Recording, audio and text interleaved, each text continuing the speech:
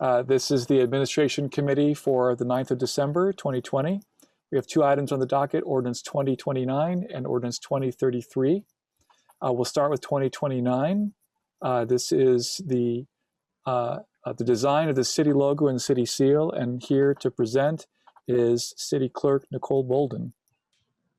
Ms. Bolden, hello. Are you ready to present? I am. Good evening. Good evening. Before I get started, would you prefer a more formal presentation, or would you just like me to talk you through the legislation? The latter. This is a committee. Just talk you through? Yeah. Okay.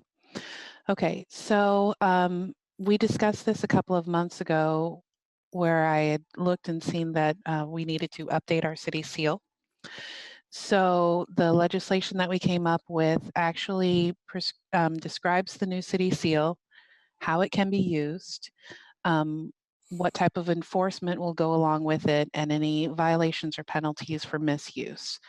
I will be frank, I don't anticipate there to be widespread misuse of the city seal, but when I discussed it with Corporation Counsel, she agreed that having some information in the ordinance right up front is better than trying to fix it on the fly later. So that is it. I worked with Andrew Krebs in the mayor's office to come up with a new design for the city seal, which incorporates the city logo. And I think that is probably the shortest rundown of this ordinance that I could possibly give you. So I'm happy to answer any questions or show you any pictures. Put the pictures up and show us again what we're talking about. Absolutely. The graphic makes a difference, I think. It really does. And let me see if I can share this. Let me see here. I am sharing my screen right now, so forgive me if I'm showing you more than you want to see. Can you see this? Yes. Okay. Here's the fun part. I don't know how to do this.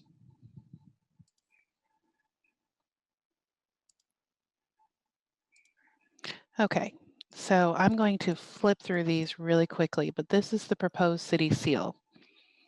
And as you can see, it has the logo in the middle, seal of the city of Bloomington, Indiana, 1818. Is the proposed seal. If it helps, I can also show you how it would look as an embossed thing, and also as a stamp. So this is what it could look like as a stamp. It is also written in such a way that if we wanted to do something special with the city seal, we could change the color. I don't know why we would necessarily do that unless we were doing something different, but we could if we needed to. Okay. Okay, thank you very much for the presentation. Are there questions for the petitioner from committee members? I've got one if nobody else has any. Councilmember Sims. Thank you. Clerk Bolden, thank you for that very, very brief presentation. I so look forward to the fuller version. Okay. But in the past, we talked about protections of use, and you've indicated that you've had those discussions. Are those along the lines of a copyright of some sort? Well, our city logo has already been trademarked. Thank you. Okay. But typically, from what research I know off the top of my head, and I will double check with Ms. Guthrie, but I don't think that you can trademark a seal, but you can prescribe how it can be used. So it's slightly different, but yeah. But it'll meet the same goal.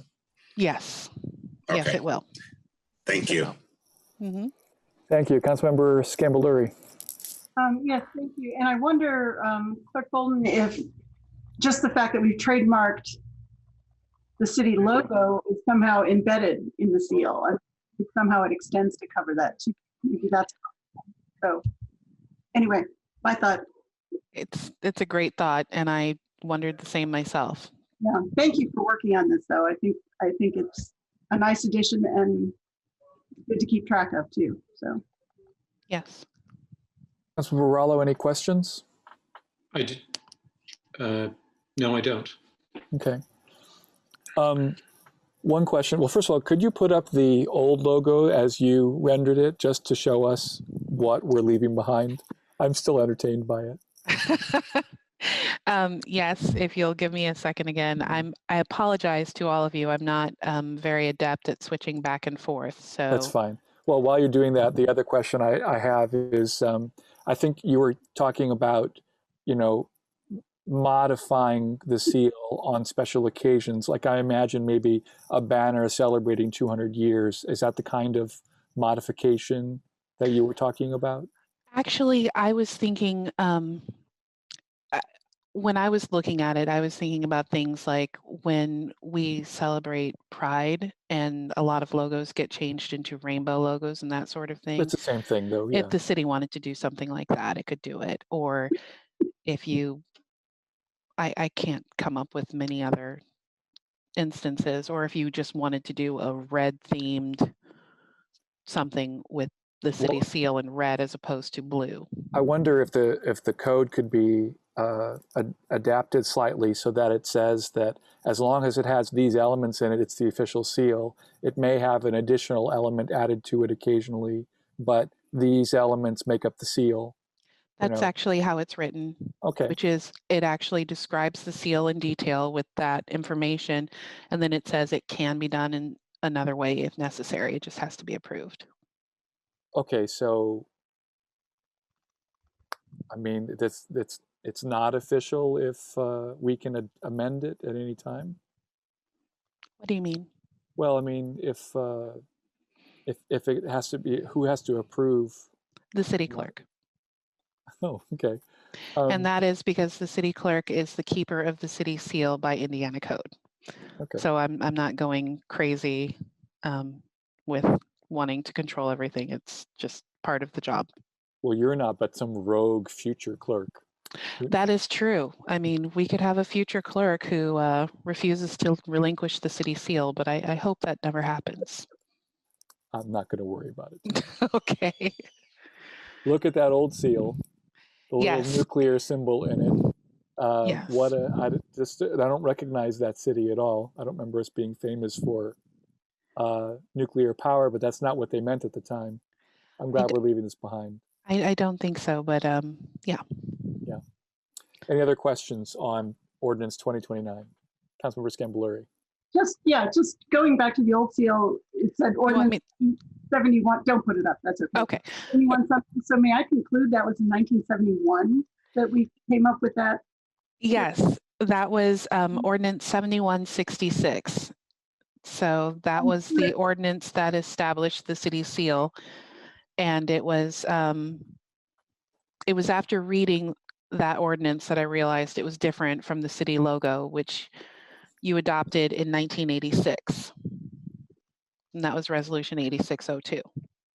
I would have loved to have seen the reasoning back in 71 for that, but thank you for doing this work, though. Yes, and I would be happy to pull the minutes if you want to see. Okay. It was to promote ourselves as a scientific center. So something like that. Educational, recreational, cultural, I think were some of the words around the circle. Mm-hmm. Any other questions from members? Seeing none, we'll go to the public for comment on Ordinance 2029. Is there any member of the public who would like to speak to this item? Please use the raise hand function in Zoom or type into the chat. Mr. Lucas, is there anybody who'd like to speak to this? Last call for comment on Ordinance 2029. Seeing none, we'll come back to the council for debate. Is there a final comment on Ordinance 2029? Councilmember Sims. Thank you. Once again, I just want to thank you, Clerk Bowden, for the update and codifying of this city seal, city logo and city seal. And it's my understanding that this is formally a bit of housekeeping to to update, so there's really no surprises. And these have been some good questions, but this is a matter of simple housekeeping. Would you agree with that? I would, but you know, it's not my decision ultimately, it's yours. So I'll leave it there. Thank you, but I was asking you, so I appreciate your answer. Thank you very much. Thank you. Of course. Thank you, Mr. Sims. Other comment from members of the committee? Not all at once. Seeing none, I'll just say briefly, it's rare we amend Title I. Clerk Bolden deserves credit for catching this and realizing that it needed to be updated. There's a lot of code needs to be updated, and ridding us of a seal that was, I have to say, an unfortunate choice. And I think we're very fortunate to have the seal that the clerk has designed and this ordinance in front of us. So thank you. Thank you. So if there's no other comment. Move to pass. Second. All right, I'll start up with Councilmember Sims. Yes. Councilmember Rallo. Enthusiastically, yes. Councilmember Scamboluri. Yes. That's 4 thumbs up from the committee, and we'll send it back to council for regular session on December 16th. Thank you. Thank you all very Right. much for your time this evening. Thank you. With this next ordinance, I'm going to recuse myself since I'm the sponsor and ask Councilmember Sims, who is our council vice president, to take the gavel if he would be willing. You know, if you don't want to, I'll chair it. I'm just trying not to create any conflict. Does somebody else want to take the gavel here? You think this would be conflict? Okay, our second item for this administration committee meeting is ordinance 20-33 to amend Title II of the Bloomington Municipal Code entitled Administration and Personnel regarding Chapter 2.02 Boards and Commissions revised and Chapter 2.04 Common Council revised. Mr. Bolin, I think you will present. Yes, thank you. So this is ordinance 2033. This is updating a part of code that was last addressed in 1976, which gives you a sense of how dated it is. And in case anybody has heard, there is a more substantial revision to Title II, Administration and Personnel, that's being developed up in the City Legal Department that we can expect to see Q1 of next year. But this is addressing some modest changes that have gone unaddressed for a long time. Sections 1 through 3 of this ordinance modify Chapter 2 of Title II, which is about boards and commissions. Sections 4 through 7 modify Chapter 4, which is about council meetings. So sections 1 and 2 just modernize the requirements for advertising an open seat on boards and commissions. It basically conforms to the modern practice of posting items on websites. Section 3 just changes the word synopsis to announcement, but it's a better way to describe how we announce openings on boards and commissions. Section 4 was an amendment to what went out in the packet just before tonight's meeting, and it addresses the issue of how we schedule our traditional summer recess. City councils, as you know, have an obligation to meet once a month by statute. A few years ago, we began moving the recess up to earlier than what's called for in code, which is the month of August, because we were reacting to the state's moving of budget deadlines to later in the year. And it proved to be difficult, because the budget used to be due in the beginning of October, now it's due beginning of November. And so we started adjusting earlier, and now we're taking recess mid-June to mid-July, but our code doesn't say that. We have suspended the rules every year when we adopt the annual calendar, but we've relied collectively on the advice of our former council attorney, Dan Sherman, for many years to make this exception. But it's time we modernized our code as well to conform with current practice. So this basically it removes the reference to August, and it simply says that we can schedule whenever, as long as we meet in regular session at least once a month throughout the year. Section 5 simplifies the phrase standing committees or committee of the whole to just the generic committees. It clarifies that we can cancel or reschedule any committee meeting by majority vote. It removes the requirement to hold committee of the whole at 6:30, allowing it to be convened anytime on committee night between 5:30 and 9:45, which is item A3. It gives the council president authority formally to refer legislation before introduction for the purpose of scheduling, something we adopted by motion this year, but the legislation preserves the council's ability to override that referral at first reading. Section 6 cleans up the language allowing the president to approve agendas by including both committee of the whole and standing committee meetings under the term committees convened to consider legislation referred to them. So that allows standing committees that are meeting on items that are not the subject of legislation to continue meeting even during a break. We already do this we've done it with standing committees for a while. Jack Hopkins, PS Lit meet during break. And committees have also convened to study issues during recesses. Finally, Section 7, which may be the most controversial, it's the one people want to talk about the most. It simply eliminates Section 2.04.290, which altogether, this has been a real challenging nut to crack, but basically the notion of fiscal impact statements.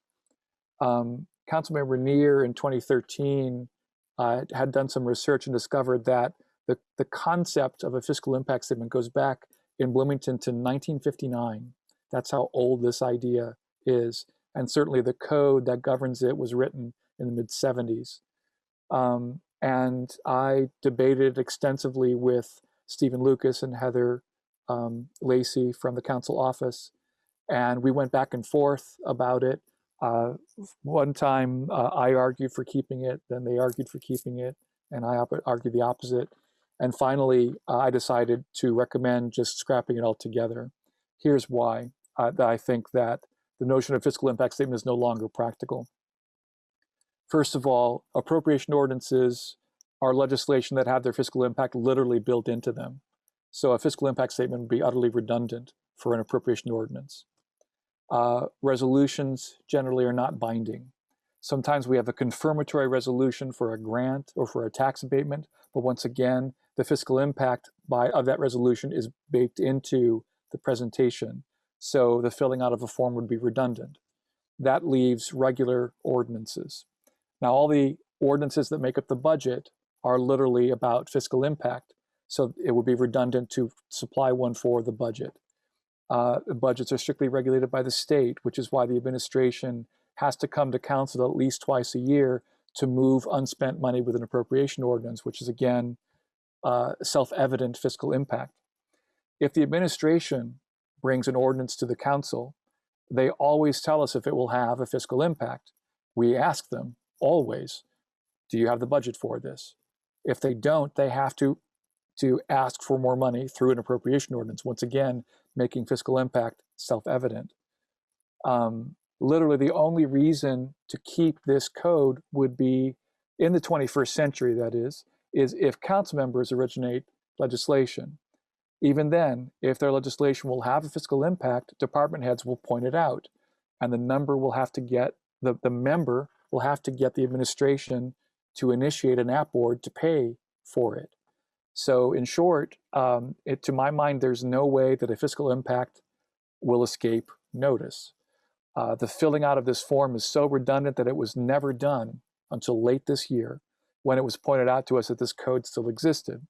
We changed the code in 2013 when a former member of council tried to invoke the clause that existed then that allowed 4 members of council to effectively defeat legislation if a fiscal impact statement was not submitted. And because no one had ever submitted them, this was a new thing. It was the first and only time that this code was ever invoked, at least in my 17 years on council. In addition, the code is very poorly written. No one, for example, knows how to define the concept of a major impact. What is a major impact on city finances? I think people could vary about it. We could say it's $100,000. We could say it's $2,000, but it's not defined in code. And the concept, again, precedes modern city accounting methods. And I don't mean the methods that we use in our city. I mean the method that the state requires cities to use in order to be fiscally responsible. So again, after a lot of back and forth with council staff, it was my opinion that there was really no point to saving the language. And so I recommend that we simply strike it. Now, if someone thinks that we should retain it, I know that Councilmember Piedmont Smith has expressed concern about striking it. I would say that it needs to be rewritten from the ground up and that a new ordinance should be brought that would introduce that language. I think that that could be integrated as an amendment or even before it's filed, the Title II ordinance that's being worked on that will come to us in first quarter. But it doesn't really excuse this language. It's poorly thought out. It's so useless that no one's ever used it. So with that, I'm happy to answer questions. Thank you. Thank you. Do we have any questions? Council Member Scambolari. Yes, thank you. Councilmember Volin, there are kind of four roughly subtopics within this: boards, commissions, scheduling, committees, and fiscal impact. Do you want to take one cluster of questions at a time for those? Would that? Whatever is your pleasure is fine with me. I have questions in a couple different areas, but I'll start with boards and commissions, section 1. Each city board or commission or a city employee officially designated to facilitate the work of the board or commission shall ensure, and so forth. My only concern there is that when it says either this person could be responsible or that person could be responsible, that seems to be to me when things slip through the cracks. So how might you respond to that? Should we have a hierarchy of people who are responsible for maintaining that information? That's an interesting question. I would say that and I'm gonna want to avail myself of Mr. Lucas here as well, but I just want to say briefly that one of the things we're trying to get away from in the code is the requirement that the commission itself has to do things like advertise its vacancies. That's what the code currently calls for. And so we added the clause about a city employee officially designated, not to create a loophole, but if anything, to conform more with how we practice now, where there's generally some staff liaison, whether from the council office or from the administration, that's working with that, administratively with that commission. Mr. Lucas, can you add to this? What do you think? I think that's exactly correct, and I'll note too that Sophia McDowell is also on this meeting and may be able to comment on the board and commission process. But as currently called for by our code, when a vacancy occurs, the board or commission is supposed to write the synopsis. And I don't know that has happened in years. The information that's meant to be contained in such a synopsis can be readily maintained online, and each board or commission in the city has a staff liaison. And I don't know what you might consider officially designated, but there's a staff liaison listed for each board or commission on the city's website as a point of contact. It's a staff member assigned to facilitate the work of those bodies, and more likely than not, those are the folks that would be maintaining the website and the information on the website for each board or commission, if that helps. Sort of. I mean, I don't disagree, and I totally get everything you've laid out. My only concern is that word "or," because if either this person or that person could be responsible, that's when things slip through the cracks. So again, maybe we want to consider a hierarchy of responsibility or something to that effect. So that's one of my questions. Well, can I ask you briefly if it said "or the city employee" as opposed to "or a city employee"? Because in other words, we were just trying to go for whoever the appropriate person was, not just some random employee. No, the isn't what triggered my question. The or is what triggered my question. I know. Okay. Okay, so food for thought. Section 3, no appointments shall be made sooner than 15 days unless the mayor declares to the common council, so forth and so on.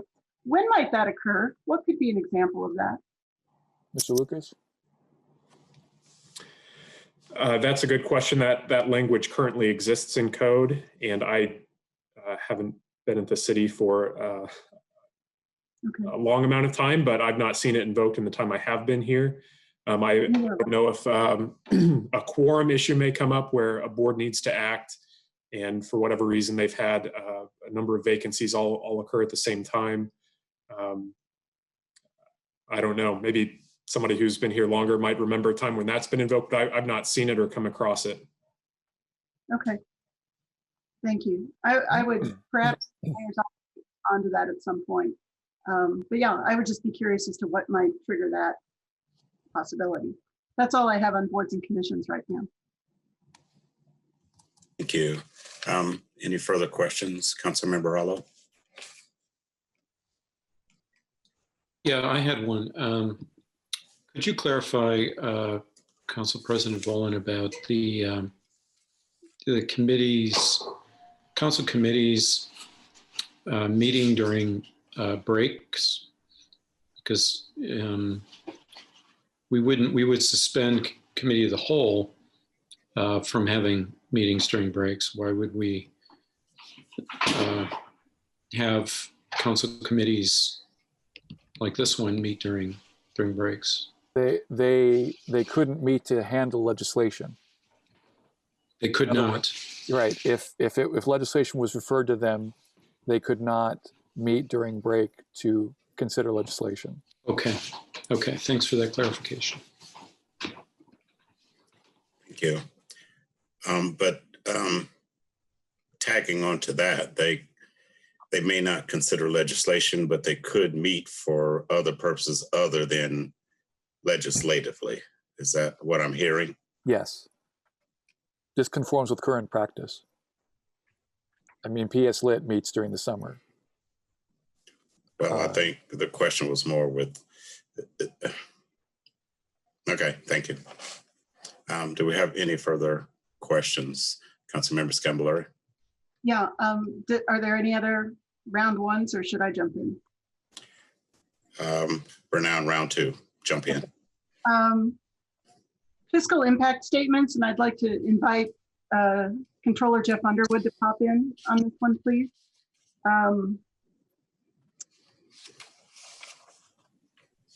As we live in a world where messages are often oversimplified, and I'm concerned that fiscal impact statements required shall be deleted in its entirety will somehow imply to people that we don't care what the fiscal impact of any legislation is, and we're going to stop paying attention to it. We all know that's not the case. Okay. And so the question becomes, where, in the absence of a fiscal impact statement, where does this information exist and how can the public access it? We know how to access it by virtue of coming to you, but where does this information live and how can the public access it if they want it?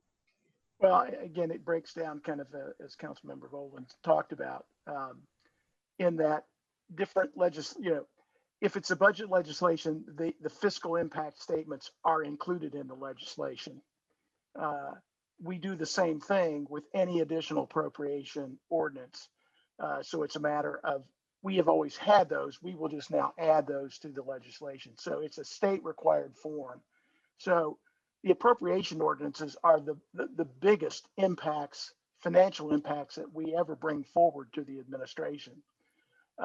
Anything else we always include. So if it's a fee, if it's increases in fees, we calculate those and tell you what the fiscal impact is on those. And so really, as Councilmember Volin said, this is redundant and really doesn't add value. I mean, the form itself, it's technically I'm required to look at every one of these. Well, I mean, I already know whether they have a fiscal impact or not before they go forward. And again, we try to include that information. I mean, every piece of legislation that I ever brought to you I've talked about the fiscal impact. It's either been actually in the legislation, or it's been a part of my presentation we always publicize. We always submit memos with every piece of legislation. Those are part of the packet, so that's public information. So I can't think of a case where we haven't included the fiscal impacts in some kind of formal public document that's available. Whenever we're deliberating that particular ordinance, it's in there somewhere. Is what you're saying, right? Okay, and yes, it's either included in the cover memo that goes with it, that's included in the packets that get sent out, or it's a part of the specific legislation itself. Can you ever think of an occasion when that kind of information wouldn't be available, either to us or to the public? Or I tried to think when this question first came up, and I was talking with Stephen Lucas, and we were debating it internally, is I couldn't come up with a situation where it wouldn't be, because it's typically, if it's bonding, we talk about the rates. It's either a revenue base or it's a property tax base. If it's fees, we talk to you about how much additional money that those fees are going to bring in. So like in utilities, there's an ordinance. With public works, there's an ordinance. So all the fee structures have to come through the council. So the fiscal impacts talked about. Any added new programs obviously have to have funding with them. And we have to come back to you to get that. If it's not included in the budget. Perfect example was earlier this evening when you all passed the salary ordinance for the new fire contract. That money's not in the budget. We did talk about and we do talk about that when we come to you in those kind of situations. What's the fiscal impact? And we come back later if funds are needed to fill in that gap. And again, there's the fiscal impact. Right. That's So very. I've not been able to come up with a situation where we don't discuss property tax abatements. We talk about the impacts. I believe that's it. Everything else has to be inside the budget. So would it be accurate to say that there's nothing contained in that form that was developed whenever that isn't already embedded either in the ordinance itself or in the materials that come with it? Correct. That's what I needed. Thanks. Mm-hmm. Oh, I'll put my hand up after calling myself. I do have a question. Forgot I had the gavel. I think this is for Mr. Underwood as well. And I've heard the term redundant and baked in a couple of times. And earlier with the clerk, it was insinuated that a different clerk could have a different operation without having a financial impact statement. Do you see that changing in any way with a different administration or a different controller? No. Or is that just an accounting principle? It's an accounting principle. And as Councilmember Rowland said, most of the big financial things that we do are prescribed by the state. And we can't change those. We can't, what we do in August is we give you a different version of the same budget. So we come to you and say, here it's presented differently so you can see the impact by a program and by a department. But then when we come back for the official approval, we go back to the prescribed state forms, and we don't have any choice but to do that. So bonds are the same way, rates are the same way. Those are all prescribed at the state level. So I don't see how anyone would be able to change that. Plus the fact that the council itself, when you receive legislation, you can request if you don't see it, you can request it, and it has, we provide it. Okay, thank you. Any further questions from my committee colleagues for either Mr. Volan or Mr. Underwood, as the case may be? Councilmember Rollo. Thank you. I'd like to ask the sponsor, I think you received an email today, as I did, from Councilmember Piedmont Smith, asking to postpone this for a second committee meeting. I think she was concerned about the fiscal impact statement and making sure there was clarity to the public and that the public had time to come to 2 meetings and ask questions. Would the sponsor, Councilmember Volan, would you be averse to having another committee meeting?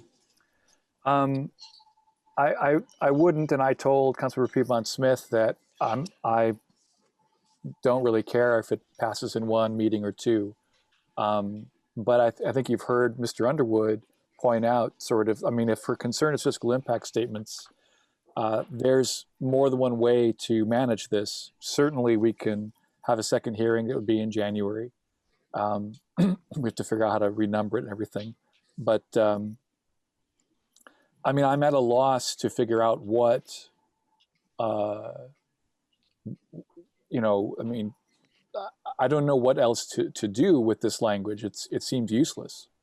Literally, it seems useless. It's not my objection. I know. It was a courtesy for a council member, and I don't know if she said you know, more opportunity for public. I don't know if that includes her. She's not present this evening at the meeting, so maybe she wasn't unable to attend. I don't know, but it wasn't clarified. I would suggest that at second reading, Councilor Piedmont Smith will have a chance to ask many of these questions. If it's clear enough that you know, her objections withstand scrutiny and there should be a change to the language, then I would certainly endorse it to go to a 3rd reading in January. But I don't think we need to have a second committee hearing if the committee members are satisfied with it. If you all don't have any questions, then let's send it to second reading, and then Councilmember Piedmont Smith can make her concerns known then. And again, I would endorse going to a 3rd reading, but I'm not sure if you don't have questions why you go to a second committee hearing. Councilmember Volan, could I reflect that question on our colleagues if they have any opinion? Councilmember Scambolari. I'd be more than happy to continue this and have a second conversation about it. I think that makes sense. I hear no urgency about getting this passed before we break for the holidays. So yeah, I think we can allow time to make some further refinements in language, and I look forward to hearing what Councilmember Piedmont Smith brings. Thank you. Yes, Councilmember Volan. Well, just to get a clarifying question in, Councilmember Scambolari, if the committee continues to a second hearing, she won't be able to speak. But if the committee sends it back now, she'll be able to speak at the second reading. What I'm recommending is a 3rd reading, if that's what she feels is necessary. Is that your understanding? What do you mean? Well, what do you mean she won't be able to speak? Well, she's not a member of the committee. She can speak during public comment. Yeah, she at least has public comment. Right. If she wants to do that, she can do that too. Okay. Well, but you know, that's different than won't be allowed to speak is all I'm saying. My only comments is I'm okay with moving to another committee meeting as well. And I think Mr. Underwood did a good job of clarifying what I was thinking, and that was to make sure that we are as clear and transparent, not so much for council members, that helps too, but more so for the public. And if it's baked in, I don't think it'll have to be addressed one way or another if it's not pretty obvious to those that have a concern with that. But I think we understand it fine. So I think your point was well taken. I just want to make sure, again, nothing falls through the cracks from a public understanding standpoint. And in my mind, it's pretty clear, but I'm getting other information that maybe it's not as clear to the general public. So that would be my only real concern. Did that satisfy what you were looking for, Councilmember Rallo, as far as input from colleagues? Yes, and I may make a motion when we return for comment. Thank you. Okay, thank you. Any further comments from council members? Okay, we'll now go to the public for public comments on Ordinance 20-33. If you have any comments, please indicate by using the raised hand function in Zoom or send a message in the chat to our meeting host, and we can entertain those comments.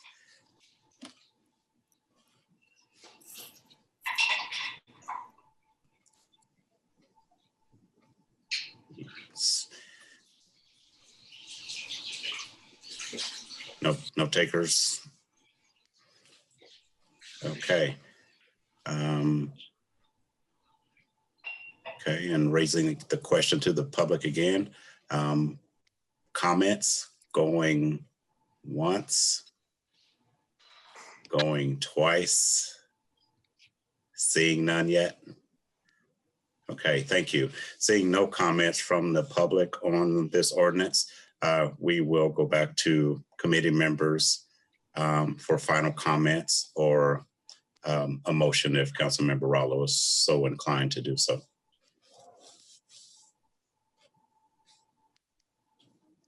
Councilmember Vola. I just want to say briefly that I'm going to abstain since I'm the sponsor of the ordinance. The one concern that I had about fiscal impact statements was, what if there is a conflict between council and administration, and council needs the administration to provide a fiscal impact, and they delay or refuse? This is some future, I don't expect it now.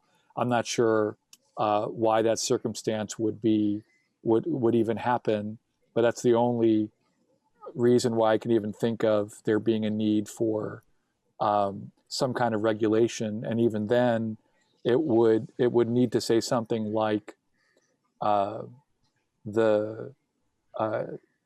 fiscal impact is required to be provided to the council, not just that council members are required to provide it. So, but that just gets so sticky that I feel like this is code that needs to be rewritten from the ground up, and it wouldn't hurt to eliminate this code and substitute it with new code once it's ready. But there's, no one is missing out from losing this code because we've never used it. So with that, I'm going to abstain tonight. Thank you.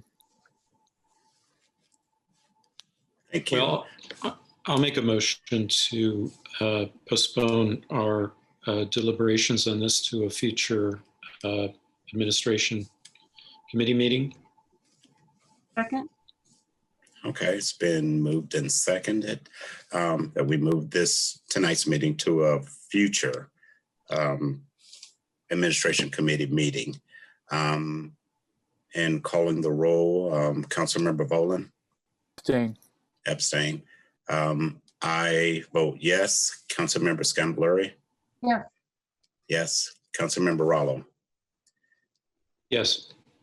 Okay, and the motion passes 3-0-1 to be moved to a future administration committee meeting. Mr. Chair, yes, sorry. Go right ahead, sir. Well, I was just going to say, I think that'll be January 13th. Okay, well, I wasn't sure about that. I thought Mr. Lucas would. Maybe Mr. Lucas can share it when it's the next available opportunity.